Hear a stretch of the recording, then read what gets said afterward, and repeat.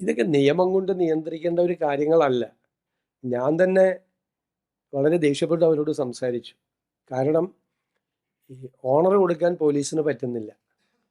കുടുംബാംഗങ്ങൾക്ക് അവരുടെ കർമ്മങ്ങൾ ചെയ്യാൻ അവരെ അനുവദിക്കുന്നില്ല. വല്ലാത്തൊരു സ്ഥിതിയായിരുന്നു. അപ്പോൾ ഞാനാണ് ആദ്യം അതിനോട് പ്രതികരിച്ചത്. നിങ്ങൾ മാറി നിൽക്കണം. കുടുംബത്തിന് ഈ കർമ്മങ്ങൾ ചെയ്യാൻ അവരെ അനുവദിക്കണം എന്ന് പറഞ്ഞത്.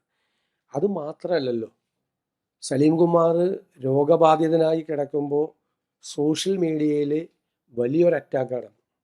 ചത്തുകൂടെ എന്നാണ് ചോദിച്ചത്. എന്താണ് ആ മനുഷ്യൻ ചെയ്ത തെറ്റ്? മരിച്ചു കഴിഞ്ഞിട്ടും വളരെ മോശമായ രീതിയിലുള്ള സോഷ്യൽ മീഡിയ പ്രചരണം നടന്നു.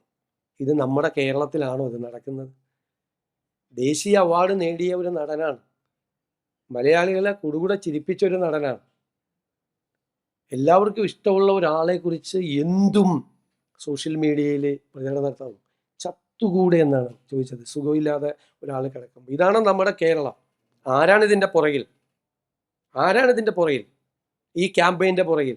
എല്ലാവർക്കും രാഷ്ട്രീയമുണ്ട്. കലാകാരന്മാർക്കും സാംസ്കാരിക പ്രവർത്തകർക്കൊക്കെ ഒരുപാട് ആളുകൾക്ക് രാഷ്ട്രീയമുണ്ട് ഇവിടെ. ഒരുപാട് പേർക്ക് അവരുടെ രാഷ്ട്രീയത്തിൻ്റെ പേരിൽ ഒരാൾ സുഖമില്ലാതെ വെന്റിലേറ്ററിൽ മരണത്തോട് മല്ലടിച്ച് കിടക്കുമ്പോൾ നടത്തിയൊരു ക്യാമ്പയിൻ ഉണ്ടല്ലോ, ഇത് നമ്മുടെ കേരളത്തിന് യോജിച്ചതല്ലത്. കേരളം അത് തിരിച്ചറിയും. ഇത് ചെയ്യുന്ന ആളുകൾ അത് മനസ്സിലാക്കണം.